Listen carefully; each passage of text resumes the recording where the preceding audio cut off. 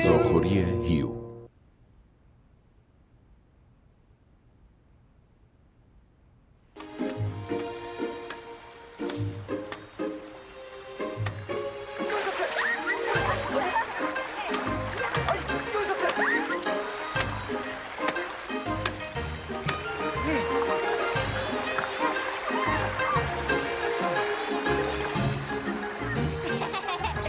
ای مالوک بیا اینجا بیا. معلوم نیست این بار میخواد چی کار کنه.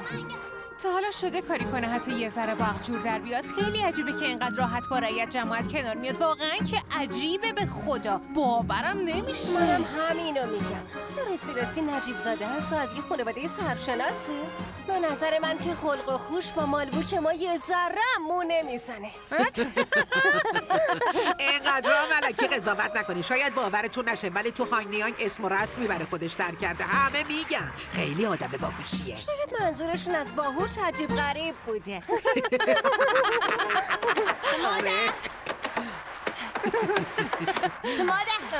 مادر میشه اینو من ببرم؟ برای چی؟ فسقلی سرتق دامن منو میخوای چیکار؟ زود باش برش گردون. آقای هیو گفته دامن کهنه به دامن نو تبدیل میکنه. چی میگی؟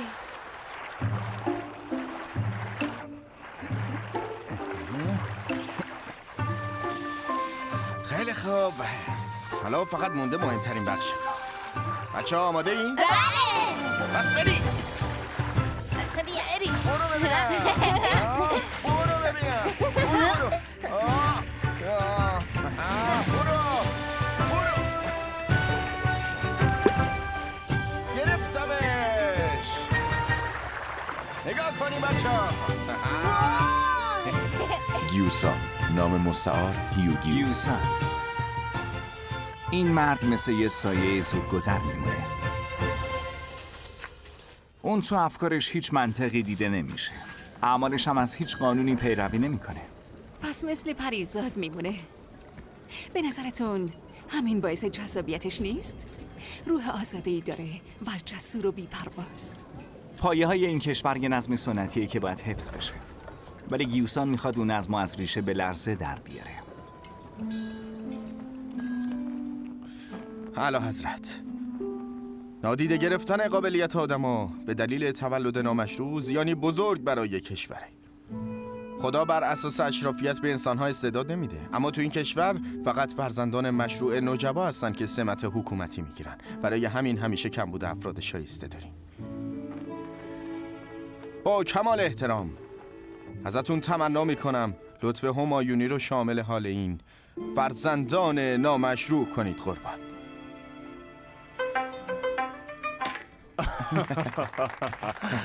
مچانگ، طبق انتظار تو شایسته ترین نوازنده چوسن. خب بیاین به افتخار مچانگ بنوشیم. به افتخارش.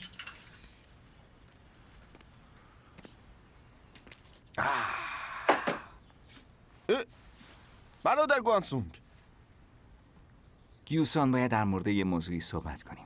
میشه یه چند لحظه بیای بیرون؟ برادر لطفاً بیا داخل. با هم بشینیم و با دوستان صحبت کنیم. من برای طرح امور کشوری اومدم اینجا. نه اینکه بشینم با یه مش آدمی که اصل و نسب ندارن حرف بزنم. برادر، این حرفتون واقعا سنگین بود.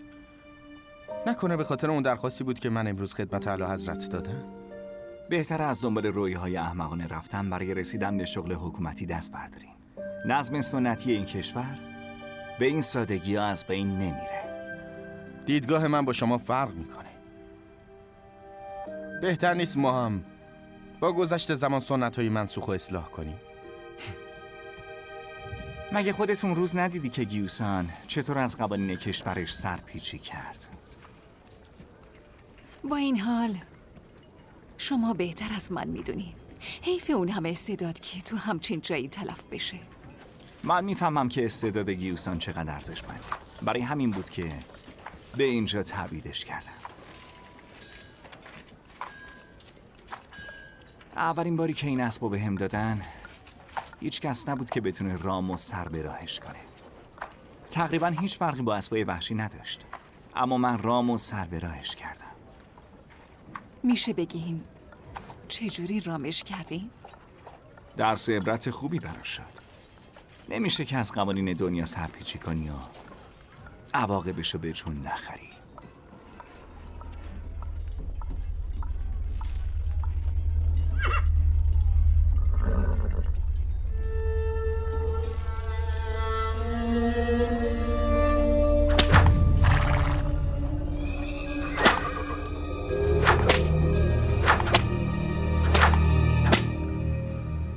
عالی جناب گیوسان مرد عاقلی هستن. حتما تا الان خودشون متوجه شدن. منم امیدوارم که همینجوری باشه.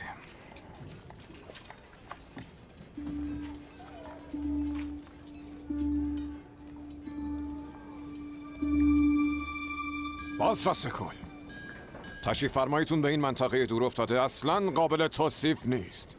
ما بهترین کنیزان روستا رو برای پذیرایی از شما جمع کردیم.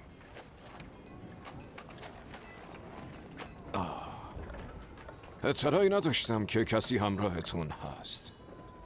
ترتیبی میدم تا بتونین در خلوت استراحت کنین. نیازی نیست. مهمتر از همه چیزیه که باید فوراً ببینمش.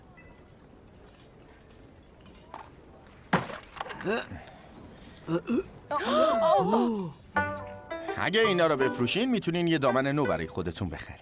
خدای من، تو این مدت کم این همه ماهی گرفتی؟ البته بازم هست.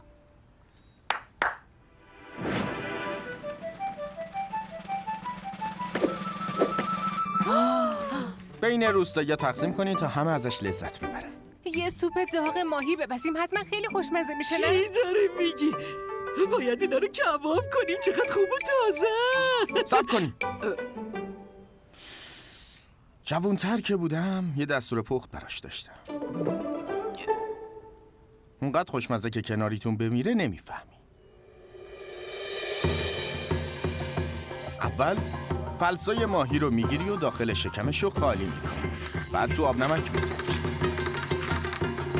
برگ سبز خشک شده تورو تو آب خیس میکنی و ریز خوردش میکنی. بعد با سویا سس، زنجبیل و روغن کنجد مزه دارش میکنی. قبل از اینکه شکم ماهی رو باهاش پر کنی. بعد کدو حلوایی کاملا رسیده رو پوره میکنی و روی ماهی میریزی. شوری سبزیجات و شیرینی طبیعی کدو یه ترکیب بی‌نقص میسازه. بعد روی آب جوش بخار پزش میکنی. خدای من معلومه خیلی خوشمزه شده. تا حالا همچین ماهی خوشمزه‌ای نخورده بودم. اوه محرکه شده، یعنی این همون ماهی کپوره که میشناختم. عالی شده. طعم شیرین کدو حلوایی باعث میشه تو دهن آب بشه. واقعا که عالیه. خب بر طبق حافظه این نابغه همه چیدان باید درس کنم که اضافه کردن تخم مرغ و گوشت گاو روی ماهی میتونه طعما رو چند برابر کنه. ولی خب اینجا سخت پیدا میشه. ولی همینم خیلی خوشمزه است. نوش جونتون. نوش جون. بفرمایین.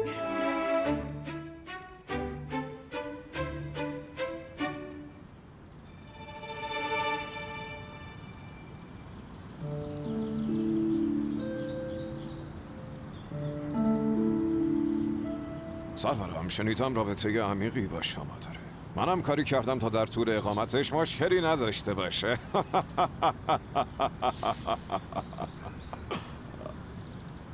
یعنی داری اعتراف میکنی با یه مجرم تبعیدی تبانی کردی آره؟ البته همچین منظوری نداشتم. یا شایدم داری اعتراف میکنی اونقدری بی‌کفایتی که حتی نمیتونی یه مجرم رو کنترل کنی. سرورم، من اشتباه نابخشودنی مرتکب شدم. نتیجه قضاوت نادرستم بود. وای عجب غذاییه. خیلی ممنون. دوره هم لذتش بیشتره، اما چون شما تو جمع نمیاین خودم براتون آوردم. خیلی خوشمزه شده. امتحانش کنی. آره، به بقیه ترحم میکنی در حالی که از سرنوشت توی خبری. ولی من یه غذای خوب تقسیم کردم. برای چی نفوس بد میزنی؟ البته حق با شماست. با این اوضاع چرا دلم برای بقیه بسوزه؟ ولی این ترحم نیست، یه لطف کوچیکه. راضی شدی؟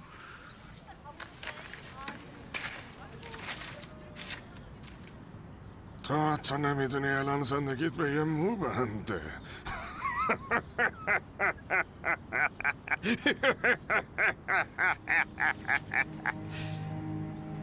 منظورتون چیه؟ شما درباره زندگی من چی گفتی؟ آقای هیو، با حرف زدن با اون دیوونه وقت تو حرام نکن. اون یه پیرمرد ترسناک. درست میگه. اگه بخوای خیلی پیشش بمونی بدشانسی و بد اقبالی بدو میاد پیشت. ولش کن، بیا پیش ما. بیا.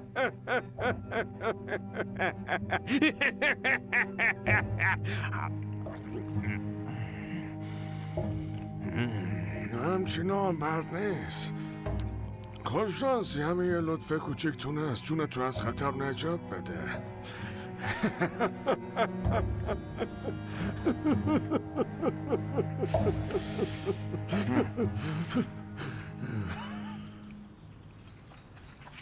او قربان، چه اتفاقی افتاده؟ یوگیون مجرما فوراً دستگیر کنی. چرا؟ چی شده؟ آخه قربان، چرا یهو اینجوری شدی؟ چون از این غذای خوشمزه به شما ندادیم ناراحت شدی؟ باز ماهی میگیرم براتون میپزن. پس حالا به بعد مجرم هیوگیون داخل حصار خاردار محبوس میشه. در دوران چوسان برای جلوگیری از فرار مجرمان داخل حصار خاردار زندانی می شدند. یادتون باشه که هیوگیون حق نداره حتی پاشو از کلبه بیرون بذاره.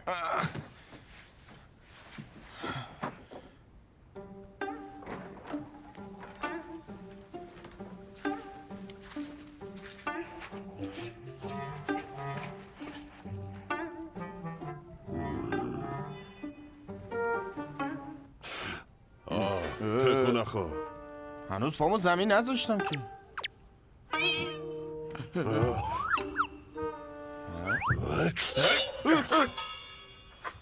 نزدیک بود پامو سوراخ کنی. عجیب غریب، خیلی آدم فرزی هستی.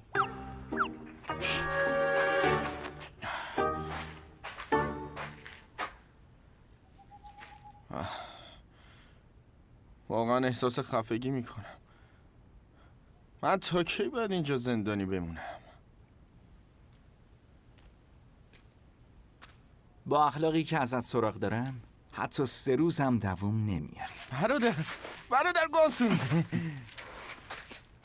اگه میدونستم میایین اینجا خودم میومدم استقبالتون. البته نمیتونم برم بیرون.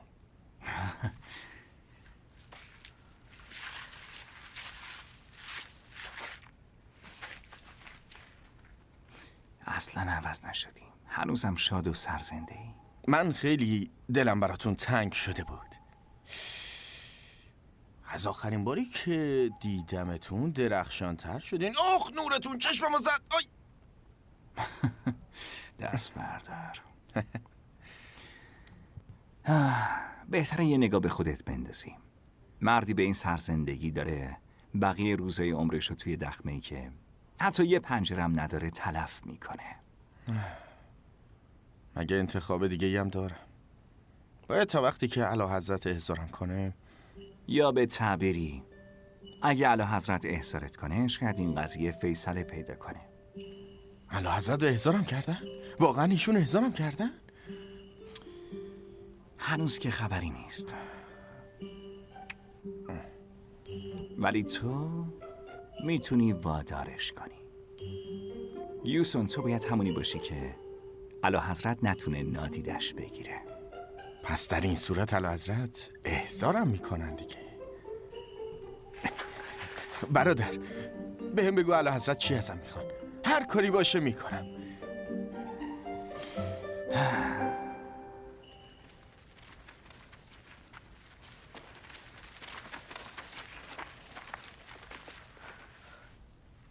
جدی که نمیگی؟ تو تا حالا دیدی که من آدم جدی نباشم؟ محاله بتونم باورش کنم. نکنه فکر کردی خیلی آسونه که همونی بشی که اعلیحضرت ازت میخواد. مسئله من سخت یا آسون بودنش نیست. نمیتونم خودم رو راضی کنم، چون با وجدانم در منافات. خب پس تو میخوای تا آخر عمرت همچین زندگی داشته باشی؟ فکر کردی اگه اون کارو بکنم و از اینجا برم بیرون واقعا میتونم آزاد باشم؟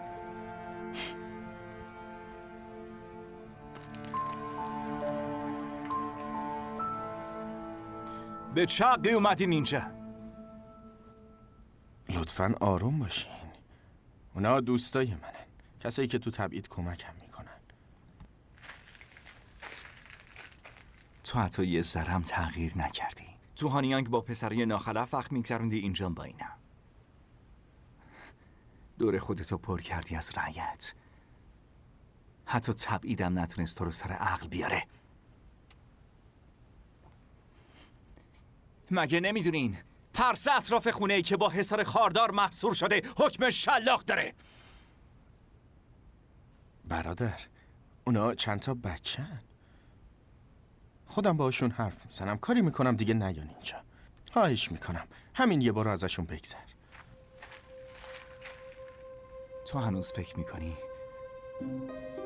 در جایگاهی هستی که بخوای نگران این رعیت ها باشی؟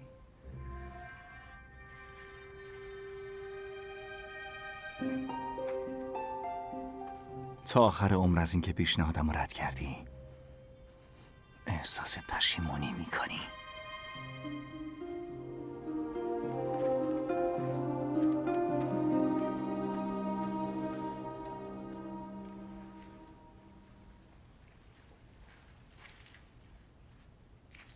فسقلیا، یعنی اینقدر دلتون برام تنگ شده بود؟ تاوان شهرت. با این وجود دیگه هیچ وقت نیایید اینجا. ولی بهمون قول داده بودین که دم غروب ادامه اون قصه بامزه‌تون رو تعریف میکنین آقا. آها، درست میگی. خیلی خوب، امشب باید اون قصه رو تموم کنم. خب تا کجا گفته بودم؟ تا اونجایی که هونگیلدون با کاه یه مترسک درست کرد و باهاش بازرس کل فریب داد.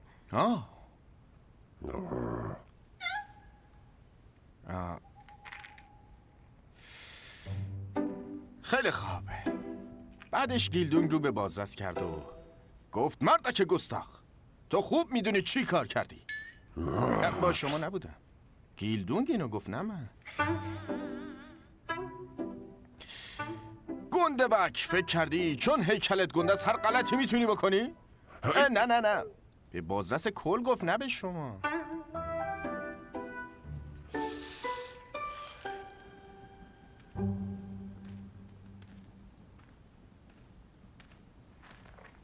شما برگشتین؟ چه اتفاقی افتاد؟ جناب گیوسان حالشون خوبه؟ ایشون هم همراه ما به هانیانگ برمیگردن، درسته؟ فقط اتلاف وقت بود. به خیال پوچ دل بسته بودم. آفتاب که بزنه حرکت میکنیم، آماده باش. ببخشید سرورم، اجازه بدین من باهاش صحبت کنم. هرچند وقتی پای یه زن در میون باشه گیوسان عقل از سرش میپره، ولی این موضوع کاری نیست که تو توش دخالت کنی. لطفاً یه فرصت بهم بدین. من و جناب گیوسان سال هست با هم دیگه دوست هستیم. مطمئنم من میتونم ایشون رو راضی کنم. دوست؟ چرا آدمایی که دور و بر گیوسانن همشون یه مش بی مصرفن؟ اون احمق از استعدادش بی خبره.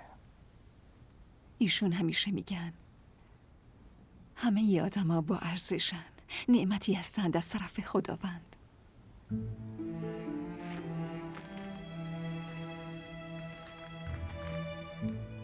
همین افکار نسنجیده باعث شده کارش به اینجا بکشه. اگه تبعیدم نتونه یه درس خوب بهش بده، من مجبور میشم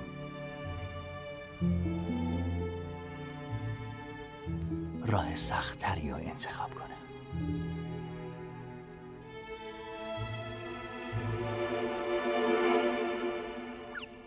وقتی گیلدونگ به کمک قدرتش به درخت تبدیل شد، جلوی چشم تعقیب کننده هاش بود، ولی کسی اونو نمیدید. موقع فرار توی چشم هم زدن فرسنگ ها راهو میرفت. آره پام دیده نمیشن نه چطوره؟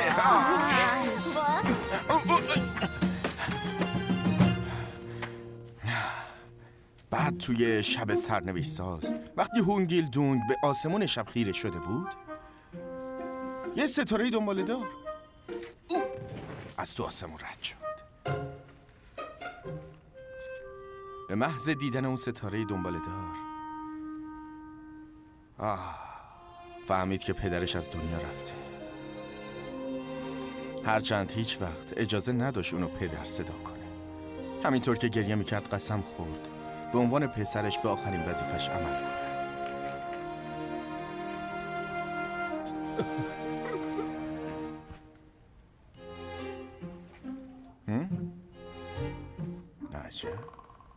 بعد از اینکه 3 سال برای پدرش سوگواری کرد، افرادشو به سرزمینی به نام یولدوگوک هدایت کرد، جایی که خونه جدیدی توش ساختن.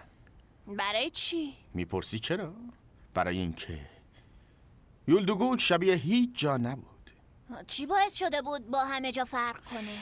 برای اینکه اونجا شبیه بهشت بود. این بهشتی که میگی چجوریه؟ چطوری بگم؟ جایی که توش هیچ فرقی بین اشراف و رعیت نیست، جایی که غذای زیادی داره و هیچ کس گرسنه نیست، جایی که مناظرش خیره کننده است و مثل تابلوی نقاشی میمونه. بالاخره یولدوگوک یه جاییه که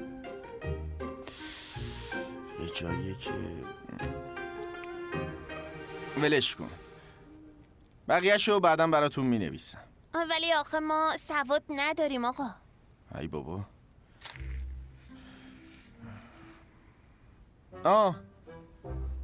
شما سواد داری درسته؟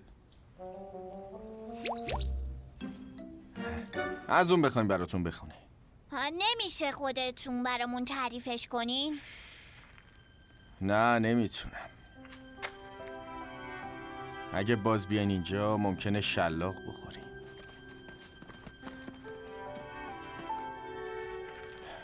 ولی اگه خیلی اصرار میکنین مجبورم که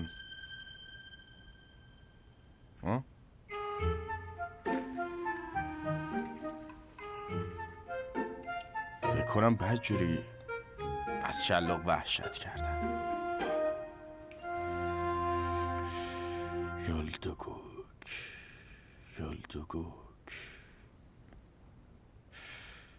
مگه میشه تخیلات یه نابغه به بنبست بخوره؟ همش به خاطر اینه که شکمم خالیه.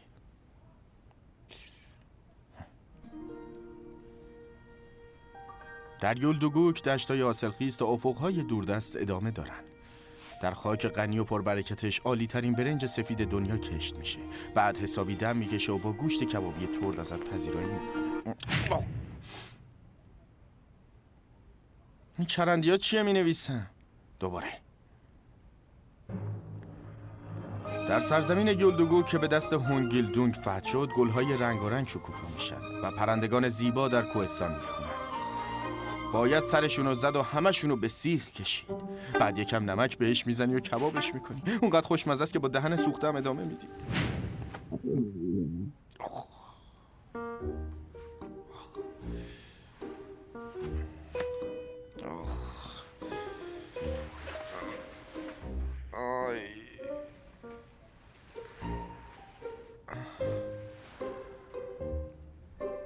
مردم به خدا، کاشو ماهیو برای خودم نگه می‌داشتم نمیدادم به اون یارو. به بقیه ترحم میکنی در حالی که از سرنوشتت بی‌خبری.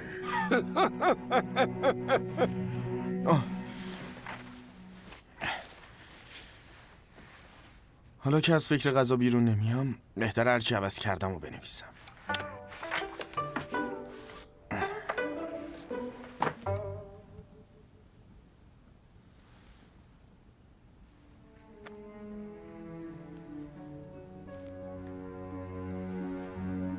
نامه رو تحویل بده. اطاعت.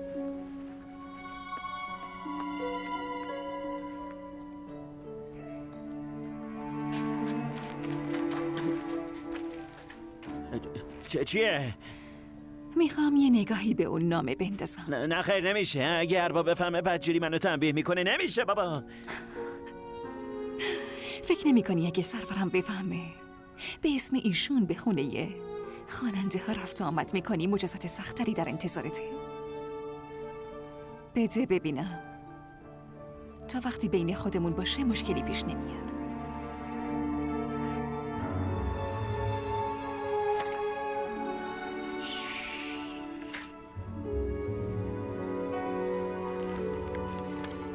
آن گروه پسران نامشروع و گستاخ کشور را به آشوب کشیدند. به هر بهانه‌ای که شده هر 7 نفرشان را دستگیر کن. باورم نمیشه. واقعا این همه چیز هوس کرده بوده؟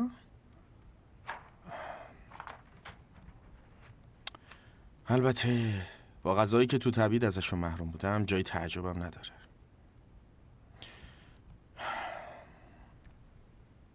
میخوام حال مردمی رو بنویسم که از شدت هوس گوشت به در قصابی زل میزنن و هوا میجوان. اسمشم میذارم غذا خوردن تخیلی.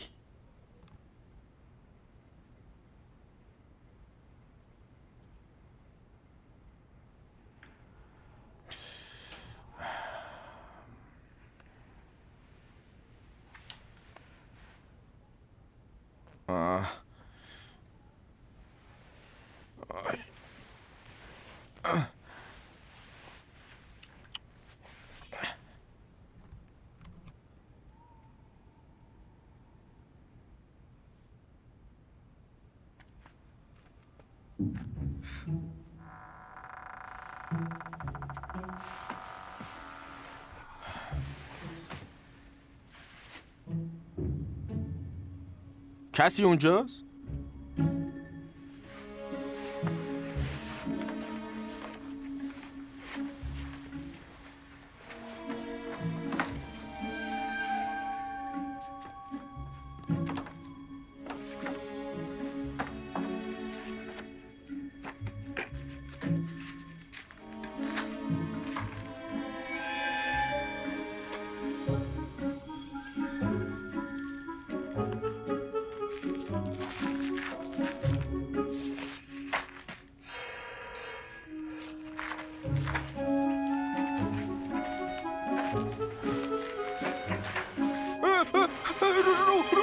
میچانگ هستم سرورم.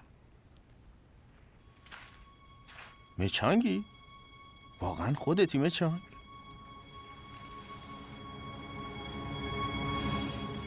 بله خودم هم سرورم.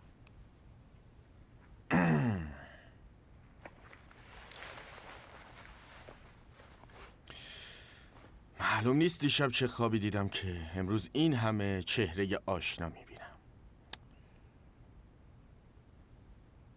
حتما نگهبانا دیدن که اومدی تو. یه راهی پیدا کردم تا حواسشون رو کمی پرت کنم. پس بیا داخل تا درباره اتفاقاتی که افتاده حرف بزنیم. ای کاش میتونستیم ولی الان وقتش نیست.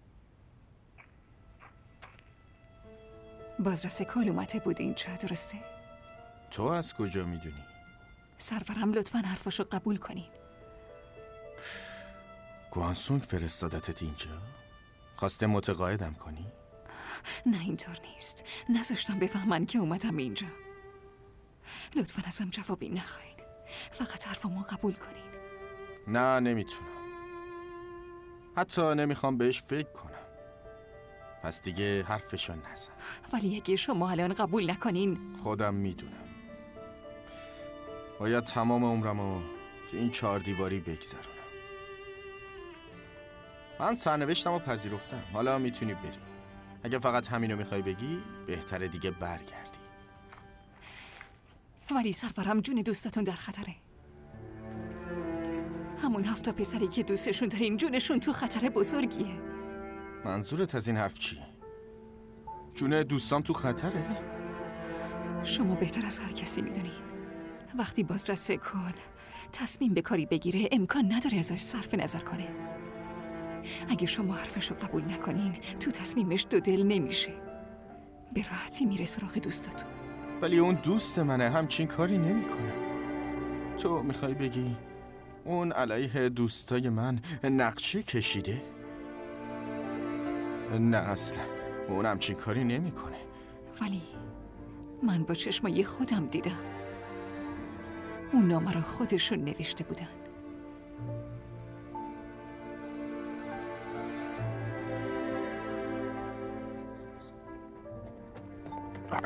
سرپرم باید بگیریمش خدا. بری وایسا. سرپرم سرپرم ولش کن. اون میخواد با قربانی کردن دوستای من حرف خودشو به کرسی بشونه. همش تقصیر منه. من خواستشو رد کردم، حالا اون میخواد دوستامو.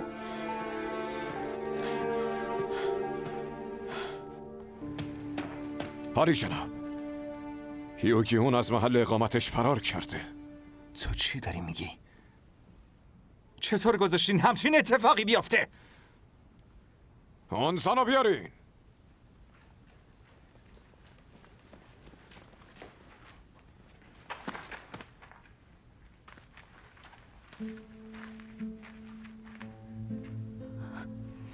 من فقط خواسته شما رو بهشون گفتم و خواستم نظرشون رو تغییر بدن. در ضمن قضیه نامرم بهشون گفتم. دختره احمق، تو هیچ میفهمی چی کار کردی ها؟ تو گیوسانو به کشتن دادی. خیلی معذرت میخوام. من کشتمش؟ حالا که گیوسان از نقشه من خبر داره اجازه نداره که زنده بمونه. حالا تو بگو، تو اونو به کشتن دادی یا نه؟ نمیدونستم کارم همچین عواقبی داره. خواهش میکنم از این کار صرف نظر کنی. بهتره فعلا به فکر جون خودت باشی. هاری جناب، ما همه جای روستا رو گشتیم ولی ایشون متاسفانه از اینجا رفتن. میخواین از روستای اطراف کمک بگیرم؟ نیازی نیست. مشخصه که داره به سمت هانیانگ میره. فقط کافیه که ما راهش رو سد کنیم. یه شمشیرزن خبره سر راش گذاشتم. به زودی خبر خوش رو بهم میدن.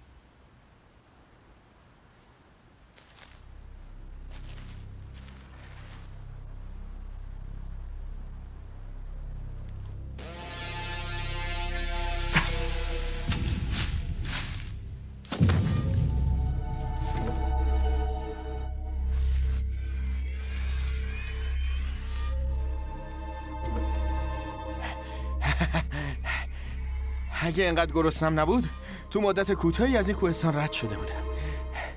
چند تا کوفته برنجی نداری؟ میگن حتی اگه اروا هم شکم سیر بمیرن خوشگل‌تر میشن. به یه آدم در حال مرگ رحم کن.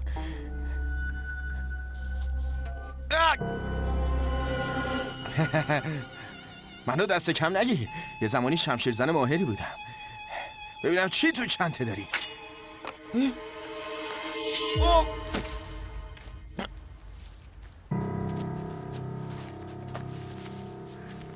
ببین زنده است یا نه.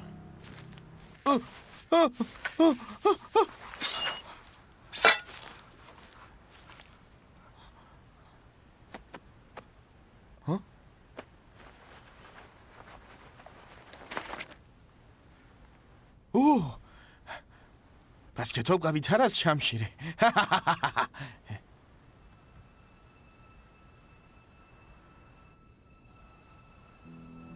پس تو رو گوانگسونگ فرستاده که منو بکشی. لطفاً بهش بگو بدون هیچ رنجشی تقدیرمو میپذیرم، ولی در عوض دوستای بیگناهمو نکشه. پیغاممو میرسونی؟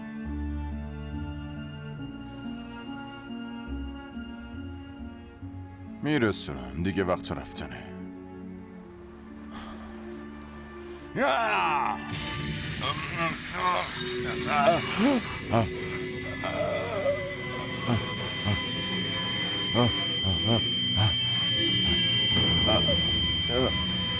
بکشینش. لازم نیست اونو بکشی.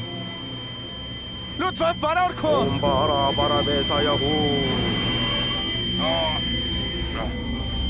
دیگه وقتشه که بری.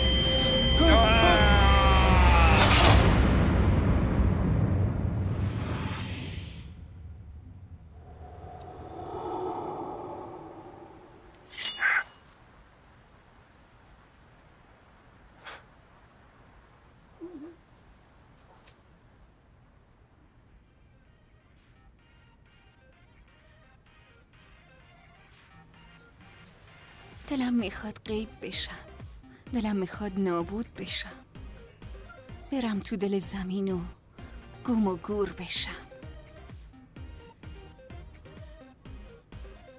اگه یه وقت مشکلی پیش اومد به خود هم بگو باشه؟ واسه آخر این هفته چی کاره ای؟ یونشیل این کارو نکن، این کارو نکن. میدونی که آخرش چی میشه؟ قتلم کردن جلوی رئیس و افشای فسادش فقط باعث اخراج خودت میشه. خودتو کنترل کن. تو باید خودتو کنترل کنی. سکوت کن یونشیل.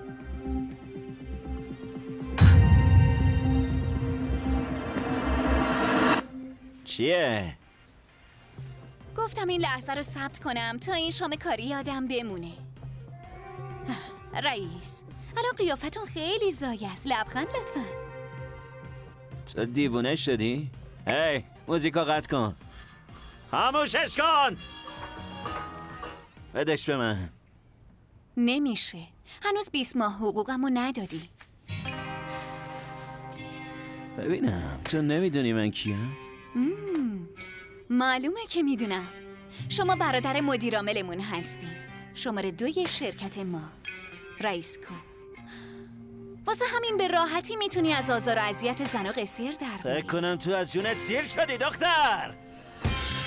اتفاقا میخوام حسابی عمر کنم. اما اگه قراره منو بکشی پایین، بهت بگم که تنهایی نمیرم. شما هم با من میای رئیس.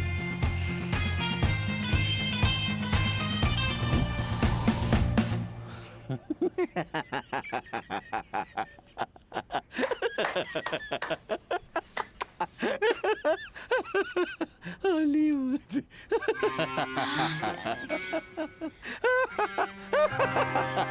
به فنا رفته.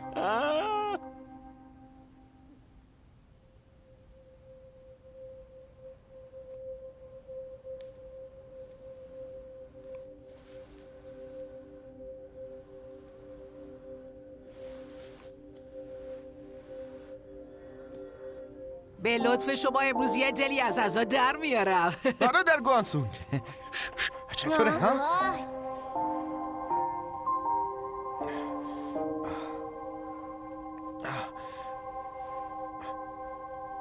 یادمه داشتم می نوشتم که یهو خوابم برد. اما الان من کجا؟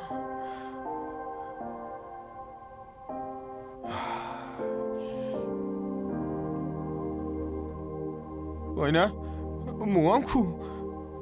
بس موام کجا رفته؟ این دیگه چه مصیبتی؟ یعنی وقتی خواب بودم چه اتفاقی افتاده؟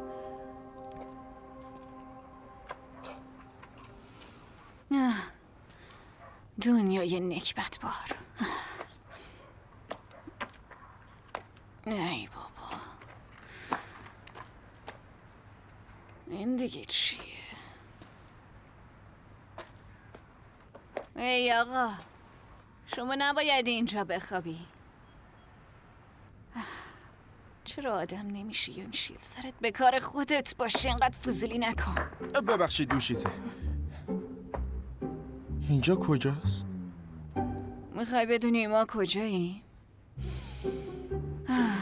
اینجا جهنمه. جهنم واقعی. جهنم؟ پس یعنی من مردم؟ آره امروز منم سوختم. پس شما رو امروز آتش زدن.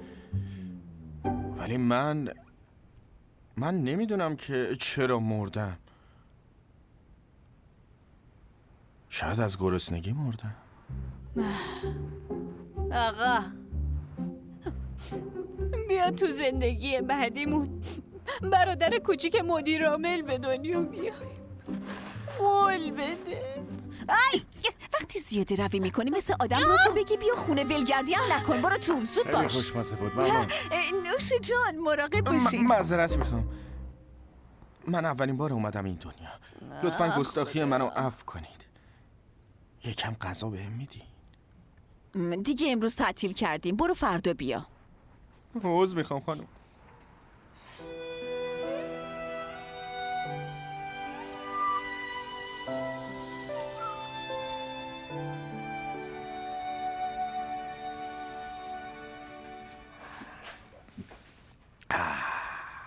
آرومتر بخورین. تا غذا تموم نشه تعطیل نمی کنم. سپاسگزارم.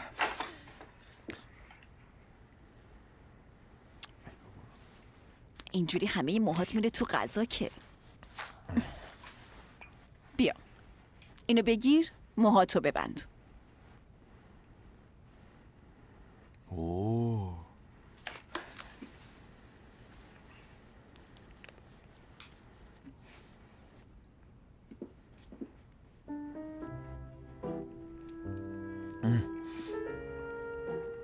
آدم گرسنه هیچ طعمی حالیش نمیشه، اما این واقعا بی‌نظیره. شاید مردم برای خوردن این غذا به این دنیا میان. آدم شوخ طبعی هستین. ببینم کمدیانین؟ قیافتونم شبیهشونه. کمدیان؟ همچین سمتی تو چوستان داریم؟ من تا حالا نشنیدم. مامان آب میخوام. خودت پاشا کوف کن. برم واسهتون غذا بیارم. آی سرم.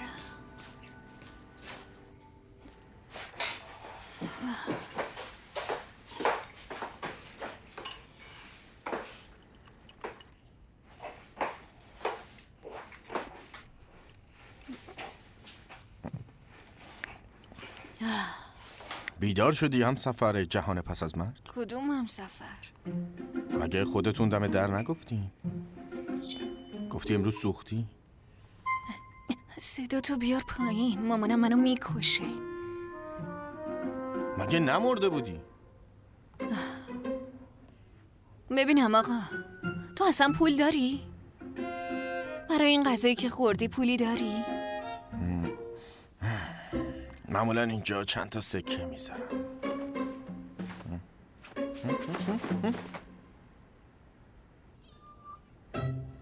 میدونستم نداری. معلومه آواره و در بدری.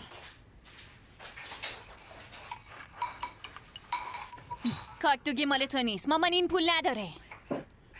تو بخور، نگران پولشم نباش. ببینم مامان خیریه را انداختی؟ این چون پول نداره بهش غذا میدی، اون چون مریضه بهش غذا میدی. واسه همینم هر چقدر زحمت بکشی نمیتونی چیزی پس انداز کنی. همچین حرف میزنی انگار خودت اینجا رو میگردونی. تو که کمک نمیکنی دخالت نکن. من رستوران رو میگردونم، تو فقط شغل تو حفظ کن. به این محل نزا، غذا تو بخور.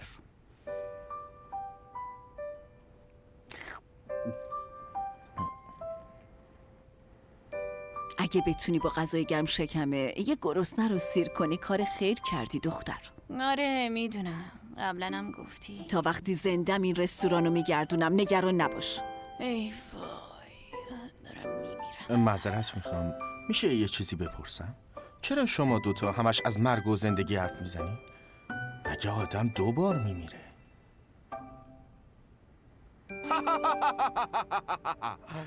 تا حالا که نمردم، ولی یه حس قوی میگه مردم. پس زنده بودن همچین حسی داره. فکر میکنم هر کاری میخوام میتونم انجام بدم. کلا بالا خونه رو داده اجاره. راستی شاید الان چیزی نداشته باشم، ولی در آینده پول غذا رو پرداخت میکنم. تا اون موقع این به عنوان وثیقه پیش شما باشه. گفتم که لازم نیست پول غذا رو بدی. لطفاً بگیرینش. جایی واسه موندن داری؟ یه مرد اگه زیر آسمون پرستاره بخوابه از پا در نمیاد. بارها اینجوری شبو گذروندم.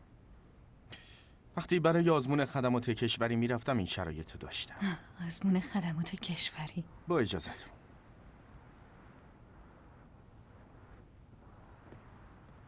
واقعا که حسابی تو نقشش فرو رفته. وای برو تو. زود باش. میبریم تو.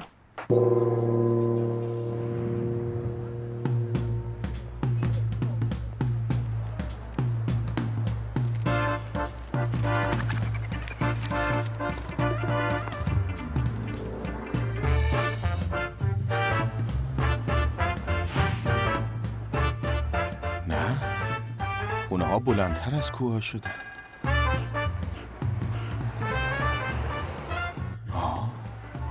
کالسکه ها سریعتر از اسبان. قطعا اینجا چوسان ما نیست.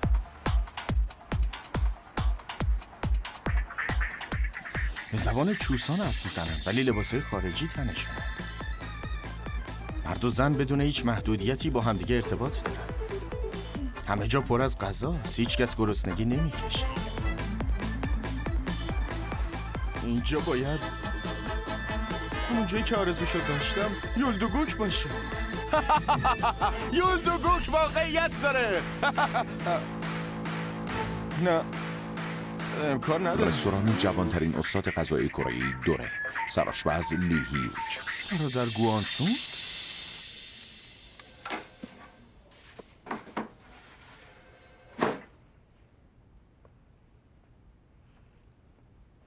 بیا اینجا. اخراج شدی.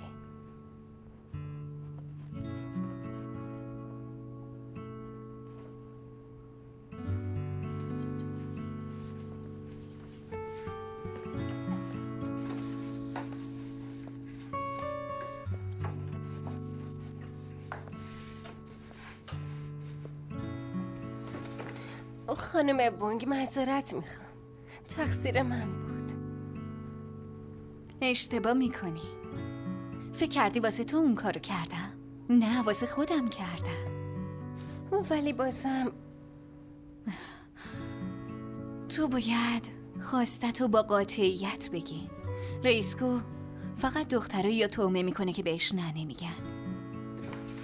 خانم جیون، کاری که ازتون خواستم چی شد؟ بهتره بری.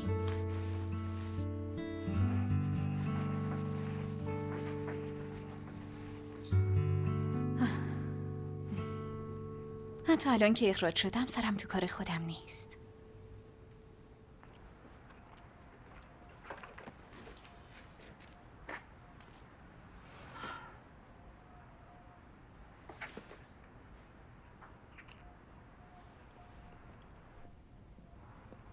سلام خانم. سرآشپز لی هیوک، سلام، روزتون بخیر. از نزدیک خوش قیافه تری. من بارها تو تلویزیون دیدمتون. لطف دارین. شما باید دختر صاحب این غذاخوری باشین. شما منو میشناسین؟ معلومه که میشناسم. ما همسایه ایم. گفتین ما؟ ببخشید شما یکم وقت آزاد دارین؟ البته که دارم. خب پس بفرمایین داخل.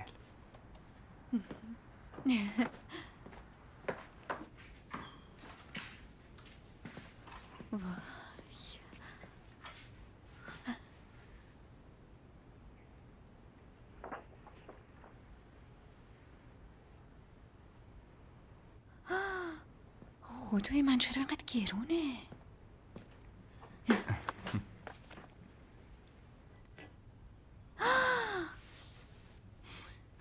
این یه پیش غذاست که با قارچ ترافل و ماهی شوریده درست شده. ماهی خام میخوری؟ بله، البته اگه گیرم بیاد. حالا چرا اینو به من دادین؟ دوست دارم برای یه بار که شده دست پختم و برای همسایه هم سرو کنم. وای، چقدر با ملاحظه.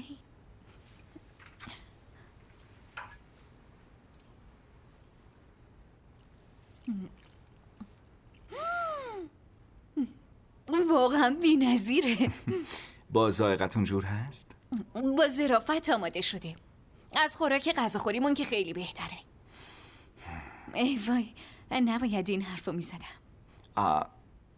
حالا که حرفش شد میتونم چند تا سوال درباره غذاخوری مادرتون ازتون بپرسم؟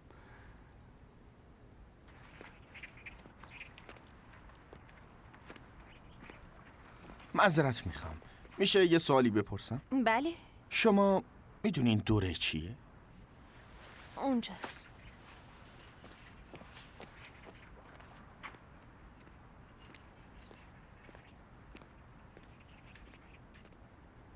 دوره.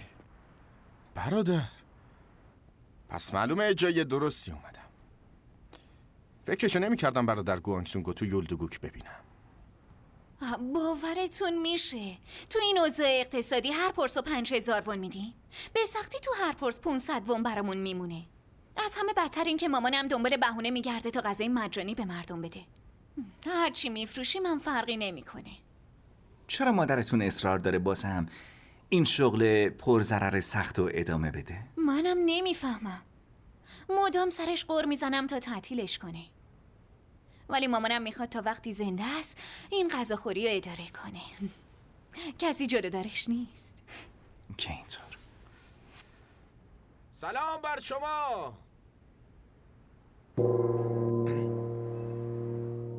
سلام بر شما. یعنی کسی داخل نیست؟ سلام بر شما. شما که گوانگسونگ. تو بازم سر و کلت پیدا شد؟ به سرآشپز بیادبی نکن. سرآشپز طوریتون که نشد. نه من خوبم.